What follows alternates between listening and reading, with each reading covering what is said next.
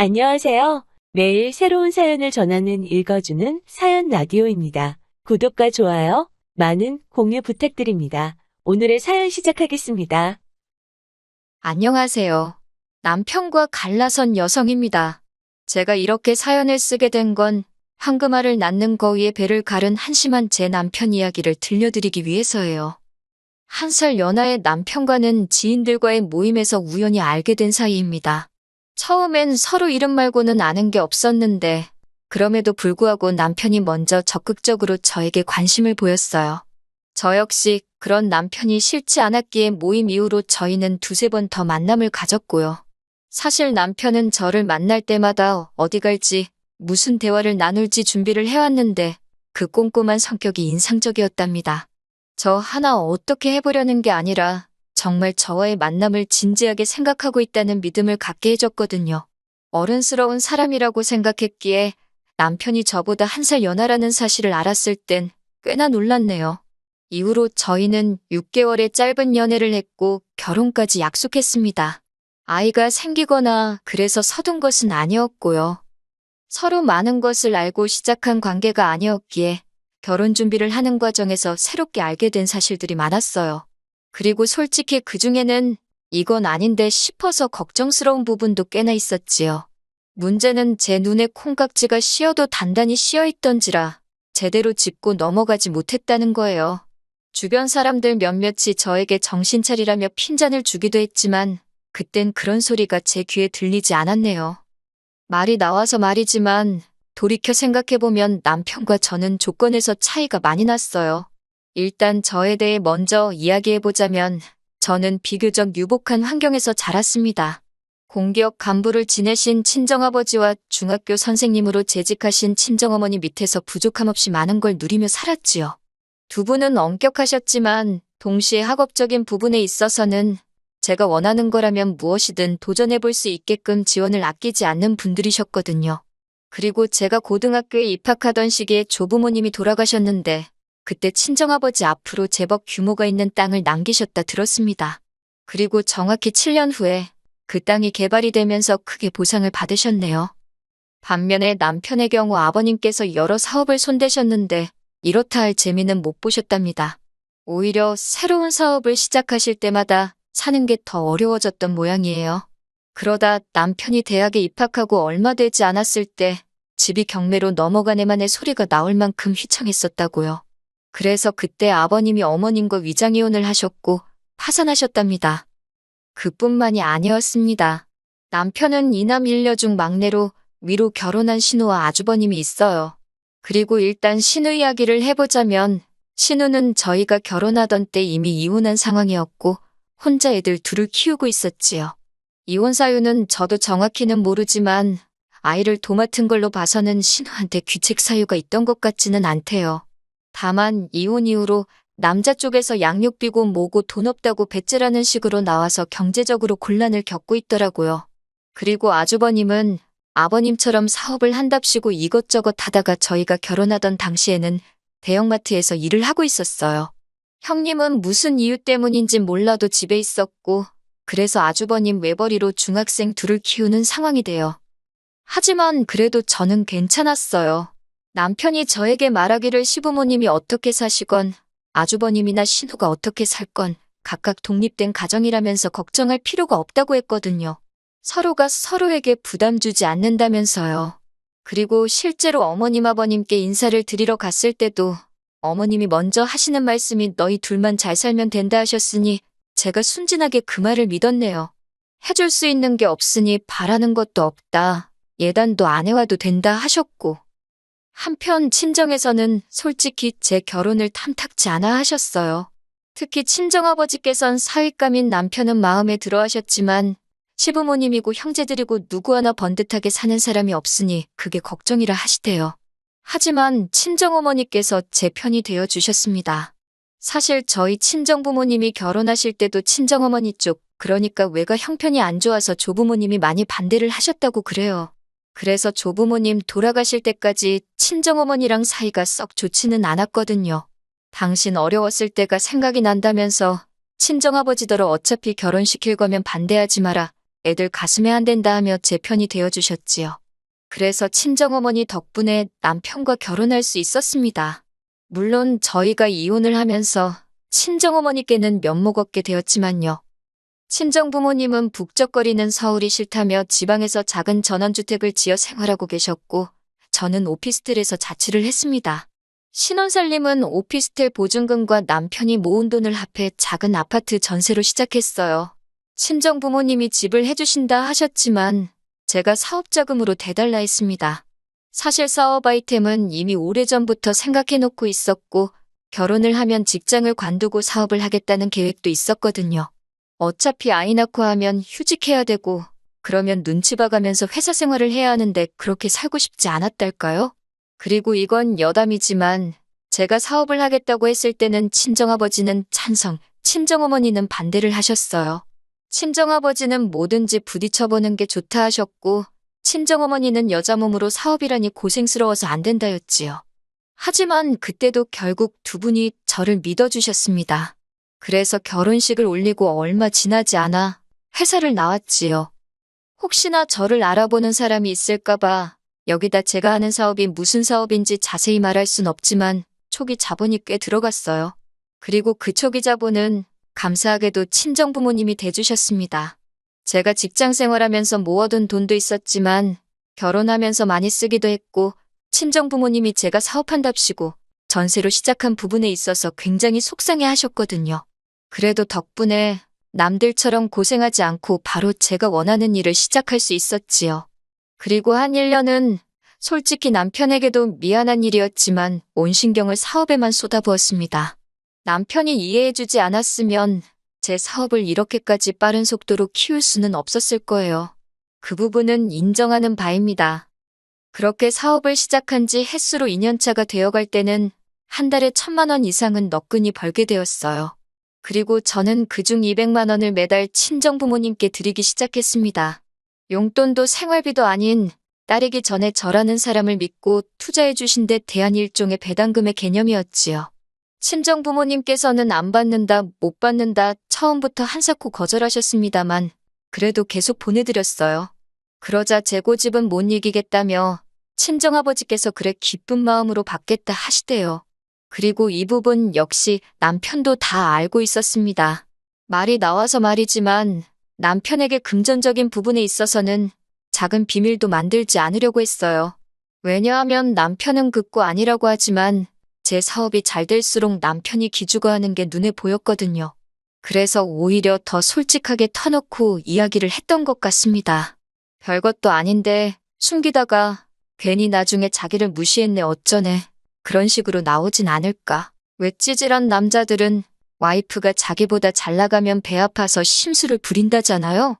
제 남편이 그럴 사람은 아니라고 생각했지만 그래도 혹시나 하는 마음에 오히려 더 오픈하고 지냈던 것 같아요. 그리고 그게 화근이었던 모양입니다. 언젠가 하루는 남편이 저에게 넌지시 제 사업장에서 신호를 쓸 수 있겠냐고 묻더라고요. 그런데 제 사업은 컴퓨터로 하는 일이 많아서 사실 아주 경력이 없는 직원은 적응하기가 쉽지 않은 구조거든요. 그래서 남편에게 그건 좀 어려울 것 같다 하니 꼭 사무직이 아니어도 좋다고 뭐가 좀 없겠냐고 그래요. 하지만 아무리 머리를 쥐어짜내도 줄만한 자리가 없었고 그리고 솔직히 한 사무실에서 신우랑 일하는 게 편할 리가 없잖아요. 그래서 미안하지만 안 된다 했습니다. 그러면서 신우가 요새 경제적으로 많이 힘드냐 물었어요. 그랬더니 남편이 솔직히 털어놓겠다면서 작년부터 신우한테 한 달에 생활비로 30만 원씩 보내주고 있었답니다.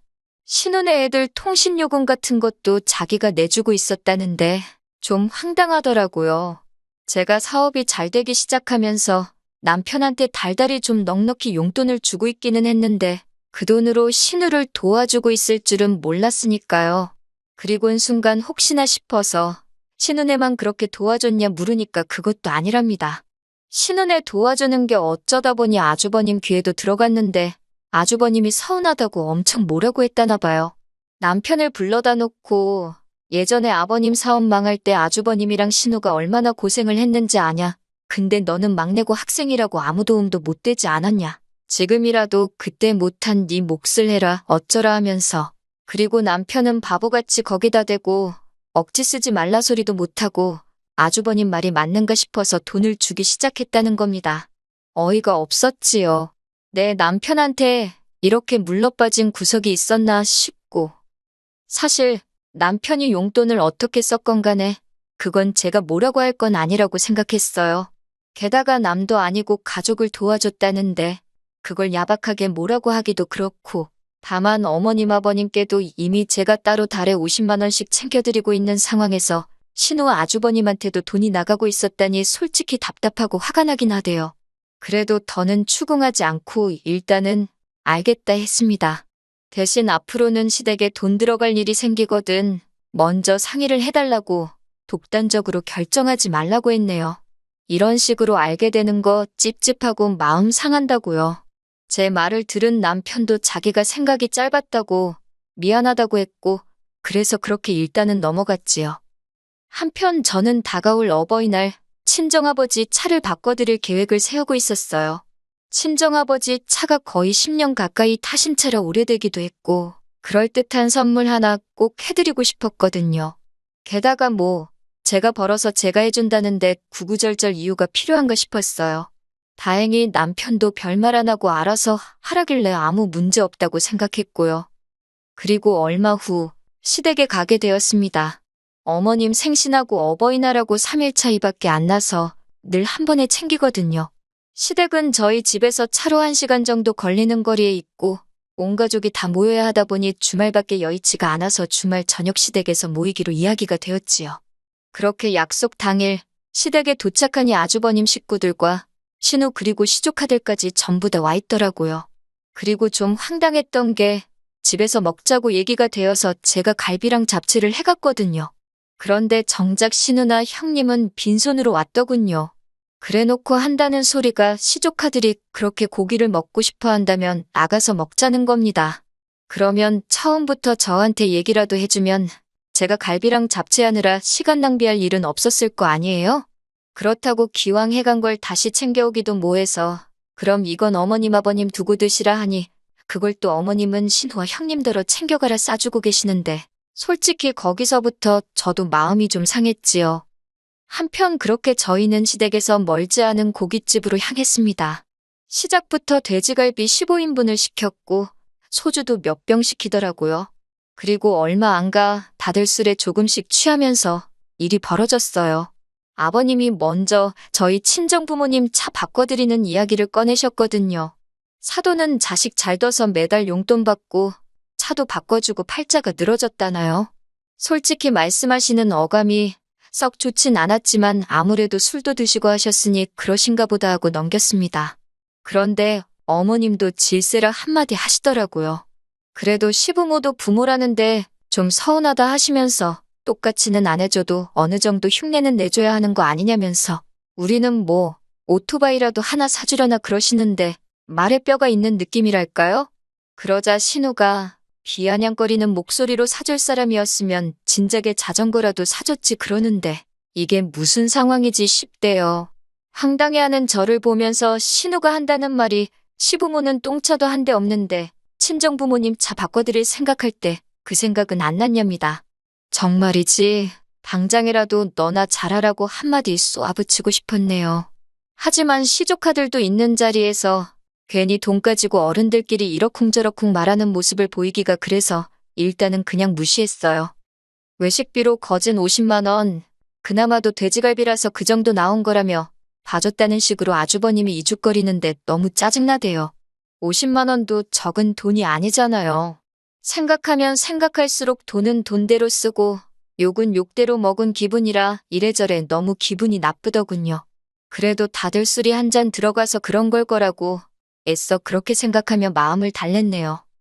한편 신우가 했던 말을 곰곰이 생각해봤어요. 생각해보니까 시부모님도 차가 없으니 어지간히 불편하긴 하시겠다 싶더라고요. 제가 너무 무심했나 싶기도 했고요.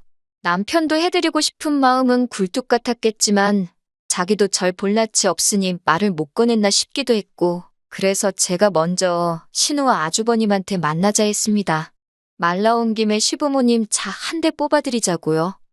저는 3천만 원대의 국산차를 생각하고 있었고, 아무래도 제가 먼저 말을 꺼냈으니 제가 반을 대겠다 대신 나머지 반은 아주버님과 신우 두 분이 해결하시라 했어요. 그러면 솔직히 한 사람당 1,000만 원도 안 들어가는 거였거든요. 그런데 이번엔 아주버님이 먼저 아주 손사래를 치는 겁니다. 그럴 여유가 없다고요. 신우도 하는 말이 그런 목돈이 어디 있겠냐면서 자기는 못한대요. 그래서 그러면 뭐 어쩌겠냐. 다음에 기회가 될 때 해드리자 했습니다. 그런데 신우가 그래도 말을 꺼냈는데 안 해드리는 게 어딨냐면서 일단 저더러 사드리랍니다. 그리고 자기가 나중에 여유 생기면 조금씩 갚아주겠다나요? 신우 뭘 보고 그 말을 믿어요? 제가 그렇게는 못한다고 했지요. 그랬더니 아주버님까지 가세를 해서는 윗사람들 불러놓고 장난치는 것도 아니고 자기들이 돈을 떼먹기를 하겠냐 어쩌겠냐며 일단 그냥 한 대 뽑아드리라고 거의 강요를 하대요. 그러면서 이미 어머님 아버님께도 차 한 대 뽑아드리겠다고 귀띔을 해놨다는 겁니다. 능력도 안 되면서 어쩌면 사람들이 이렇게 경솔할 수 있는지 어이가 없더라고요. 저는 너무 화가 나서 그러면 두 분이 빚을 지든 대출을 받든 해서 뽑아드리라고 나는 못한다 했어요. 그리고 친정하고 비교하지 마시라고 친정 부모님은 내 사업 이렇게 되게끔 미천을 대주신 분들이지만 어머님 아버님은 잘해봐라. 그 한마디 해주신 게 전부라고요. 그런데 어떻게 똑같이 잘해드리냐고 딱 잘라 말했지요. 솔직히 여기서 끝났으면 제가 이혼까지는 생각도 안 했을 겁니다. 그냥 아주버님하고 신우가 정신머리가 없구나, 염치가 없구나 그렇게 욕이나 몇 번 하고 말았을 거예요. 그런데 그날 저녁 낮에 있었던 일을 남편에게 이야기하니 남편이 뜻밖의 반응을 보였지요. 그게 결정타였고요. 남편이 저를 물끄러미 보더니 무조건 안 된다고 하기 전에 자기랑 상의를 했어야 하는 거 아니냐고 그래요. 상의할 게 뭐가 있냐. 차값이 반을 내가 낸다는데도 나머지 반을 못 내겠다는데 돈이 없으면 차를 못 사는 거지. 거기에 상의하고 말고 할 게 뭐가 있냐고 남편에게 따져 물었습니다. 그랬더니 남편이 한다는 소리가 자기가 저보다 못 벌어서 말은 안 했지만 매달 친정에는 200씩 드리면서 시부모님한테는 50밖에 안 드리지 않았냐. 저더러 그게 다 마음이 없어서 그런 거라면서 저더러 무조건 너무 한다는 겁니다. 듣고 있는데 어이가 없어서 제가 말이 시부모님한테만 50이지 아주버님이고 신우고 거기에 당신이 갖다주는 돈은 계산 안 하냐고 소리를 지르니 그건 자기 용돈인데 왜 간섭하냐고 화를 내대요. 그 용돈도 내 주머니에서 나왔지 않냐니까 아무튼 저더러 시댁을 너무 무시한답니다. 한마디로 논리도 없고 이유도 없고 그냥 심통 부리고 우기기만 하더라고요. 결혼 전 대화가 잘 통하고 내 말에 귀 기울여주던 남자는 어디로 가고 이렇게 찌질하고 못난 사람만 내 옆에 있나 그 생각에 갑자기 너무 서글퍼지더라니까요. 그래서 제가 남편에게 일단 그만 이야기하자 했습니다. 당신도 나도 감정이 너무 격해진 것 같으니까 그만하자고요. 그런데도 남편이 저를 안 놔주는 겁니다. 당장 시부모님한테도 차를 사준다고 이 자리에서 약속을 하라면서요. 그렇게 한 30분 가까이 실랑이를 하다가 지친 제가 그만하자 했습니다. 이런 남잔 줄도 몰랐고 지금 너무 지치고 당신 너무 못나 보인다고 솔직히 이때도 남편이 저에게 정신 차리고 사과라도 한마디 했으면 제가 마음을 풀었을지도 몰라요. 그런데 남편이 먼저 돈 가지고 유세 부리는 적 같은 여자 자기도 싫답니다. 그러면서 자기가 위자료로 차 한 대 값은 꼭 받아낼 거라는데 어이가 없어서 웃음이 다 나더라고요. 혼인신고도 안 되어 있는데 무슨 위자료냐고 물으니 그래도 사실혼관계가 어쩌고 그래서 당신이 이 가정을 위해 기여한 게 있긴 하냐고 당신 몇 푼이나 버냐고 생각해보면 이때는 저도 지칠 대로 지쳐서 에라 모르겠단 심정으로 남편이 상처를 받든 말든 신경 안 쓰고 막말을 퍼부었네요. 그랬더니 남편이 절 가만두지 않겠답니다. 그러면서 제 머리채를 잡으려고 하는데 놀라서 신발장 위에 차키만 들고 냅다 도망쳐 나왔지요. 그 길로 차를 끌고 친정으로 향했습니다. 차로 2시간 거리도 넘었는데 가는 내내 핸드폰이 없으니 전화도 못하고 꼭 뒤에서 남편이 쫓아오는 것 같고 온몸이 두려움으로 부들거렸고 식은땀이 절로 나대요. 그리고 겨우 간신히 친정에 도착했어요. 제 모습을 본 친정아버지가 이게 무슨 일이냐 물었고 어떻게 설명했는지도 모르겠는데 아무튼 친정아버지께서 아는 경찰한테 연락을 하셨고 그 경찰을 대동하여 다시 서울 제 집으로 올라갔습니다. 그렇게 현관문을 여니 집안은 온통 아수라장이 따로 없었어요. 남편이 지 승질에 못 이겼는지 TV고 뭐고 다 때려 부셔놨더라고요. 소름이 쫙 끼쳤습니다. 이런 남잔 줄 모르고 3년 가까운 시간을 살을 부대끼며 살았다는 게 남편은 저희 친정아버지와 함께 간 경찰을 보더니 자기가 넘어져서 이렇게 된 거라며 말도 안 되는 변명을 하대요.